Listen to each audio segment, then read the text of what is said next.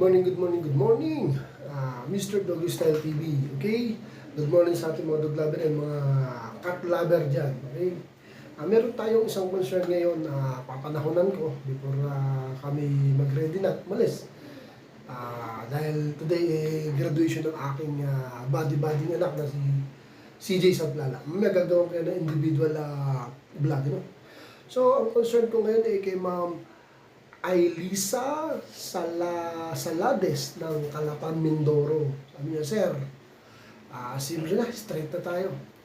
Sir, ano ang ginagamit mo, pinapakain mo, gamot mo, para hindi po at makaiwas sa paglambot ng pupo ng ating mga alaga. Kasi yung kanya, lagi raw malambot ang pupo. Pero wala namang problema, no? Walang sakit. Kaya lang, medyo irritable dahil siyempre kung naglilinis ka laging basa, parang tinitsempohan niya kung may laman o wala, parang lagi siyang merong kinakatakutan. Mamaya nga mauwi sa kung saan yung pagiging malambot, hindi watery kundi malambot. So concern niya lang na gusto niya kasi makita kagaya sa iba sa mga sa vlog ko na maganda yung pupo ng mga alaga. That's why tinanong niya ako kung ano ba ang diet at vitamins ng aking mga alagang aso. So eto ma'am, simplify na natin. Kasi tayong mga dog lover, siyempre mahal natin mga alaga natin, no? Mapapusa, mapahayop, o dito tayo sa aso. Ako kasi more on meat, di ba? Mga dating vlog, meat, rice, dog food. So in short, medyo halo-halo. Kasi ang concern ko, gusto ko maging healthy talaga, maging more on protein yung kinakain nila. Okay lang naman yun, wala namang problema. Kaya lang, parang meron din ako nakikitang konti na issue. Hindi ko makuha yung pinaka-texture ng pupo nila. Hindi ko ma-stable yung consistency ng pupo nila para maging maayos na maayos. Hindi matigas, kundi maayos. Okay? Tumahol na naman, may tumadiskus na naman doon. So, mula noon, siguro mga less than 6 months na, ito paano ko I don't know kung back to basic, ano? Pero explain ko para sa akin yung back to basic. More on dog food na ako ngayon. Honestly, more on dog food. Kasi ito yun, kung bakit sinabi kong back to basic. Noon dati kasi inaartihan ko ang pagkain nila, karne-karne, isda-isda, more on meat pa, medyo masakit sa bulsa, and time consuming kasi nga yun yung hard to prepare. Tsaka financial, mahal ang mga karne-karne, bibili pa ako, di ba? Pilihan ko naman talaga, isa, dalawa, chinachop-chop ko yan, pinatatagal ko ng mga 3 araw nila yan, nasa rep. So, yung pupo ng aso ko hindi siya consistent, so ayun. Ang ginawa ko mula noon, nag-dog food ako. Dog food, karne, nahalo ako ng karne. Pero ang dog food kasi kompleto na, lalo na kung tama ang brand na mapili natin. What I mean is, protein source na eh. Lahat nandun na. So kahit di ko nahaluan ng karne, pero minsan-minsan, pag meron karne, hinahaluan ko.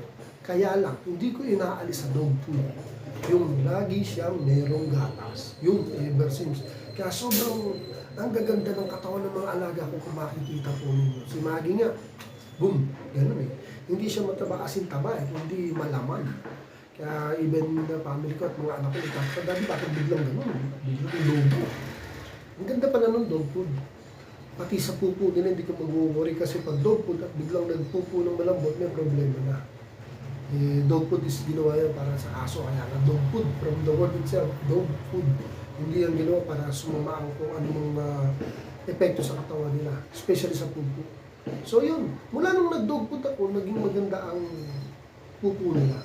Hindi na yung nagbuburin na basa, nagtatai, super watery, kasi consistent na maganda talaga. Hindi siya ganun katigas, hindi siya dry, hindi naman siya ganun sobrang lambot. Natural na natural talaga. Ang ganda talaga. Tapos pag meron sobrang kaningay, nahaluan ko. Pero para lang para hindi sila magsawa sa dog food na binibigay ko. Pero gusto nila yung brand na dog food ko. Hindi ko na po may mention, pero ini-endorse ko po sa atin lahat tayong mag-dog food. Easy to prepare. Walang kahasil-hasil. Babad lang sa liquid na gatas, ano, or yung powder na hinaluan ng tubig, ibabadlan doon. Bisa nga, pag walang pera, dog food lang, tapos tubig, okay na rin yung goods na yun. Kasi kompleto na siya, no? Conforme sa brand, di ba? Kompleto na siya. Kaya, ma'am, gawin nyo yung ganun. Mas nakakatipid pa nga tayo. Kasi, kung kinumpute ko, mas mahal yung nagpe-prepare pa ako ng karne, niluluto pa, time consuming, gas, kuryente, and especially yung effort para mag-prepare. Not like dog food lang, takal yan, may sukat sa akin yan. Hindi siya sobrang dami, hindi naman konti. So, twice a day ako magpakain ng mga alaga ko. Dadalawa na lang itong aso ko, talagang solid sila. Lalo si Kobe, si Kobe may edad na yan, 5 or 6 years old na yan. Pero kung titignan nyo, napaka-playful mula nung ganun ang ginawa ko. Napakaganda sa katawan. Tapos may vitamins nga pala yan sa akin, which is the immune booster. Yun lang, yun ang vitamins nila, immune booster. Tsaka vitamin C. Yun. Tsaka yung pagkain niya, yung proper na dog food, yung milk, minsan may karne, may fish, nahaluan ko. Pero napakaganda talaga ng dog food. But trust me, napakaganda. Hindi tayo magkukonsume ng ganong karaming oras. Ang daling i-prepare at gusto-gusto ng mga alaga natin. Even sa pusa, cat food. Ganun din, cat food milk. So, yun ang mapapayo ko kung gusto natin maganda at consistent ang pupo ng ating mga alaga na maayos, mag-dog food tayo. Okay? So, yun. Senior ko lang yung aking ginagawa sa aking mga alaga. 6 months na, magsi 6 months na po kami dog food. Una, kala ko, mahal hindi. Mas nakatipid pa ako. Yun nga, in-explain ko sa inyo. So, dito na, mga kamingmi at mga kadugo. I hope may matutunan tayo sa aking tips na mas makakatipid, honestly mas makakatipid. At hindi hassle, hassle-free. Right? Thanks for watching. Sa mga hindi pa nakasubscribe, subscribe kayo. At sa mga kaibigan natin, pa-subscribe nyo yung mga dog vlogger dyan. Ako, solid tayo, alam ko po yun. At salamat po doon sa aking mga subscriber na always nanonood. At nagtatanong pa nga sa akin, it means nanonood sila eh. So, marami raw sila natututunan. Mga basic and even advanced topic na tututunan nila. At tama naman po ang aking daw mga sinasabi. So, again, ako po yung experienced breeder lang, experienced dog lover, kennel owner. Pero syempre, iba pa rin ang kaalaman ng professional, which is kennel. Okay? So, dito na lang. And a blessed morning, magpe-prepare na ako dahil may special occasion kami. Graduate ng aking body anak na si CJ. Dito na lang muna. Till next time, mga kadolga. And kaming muli. Solid. Thank you for watching.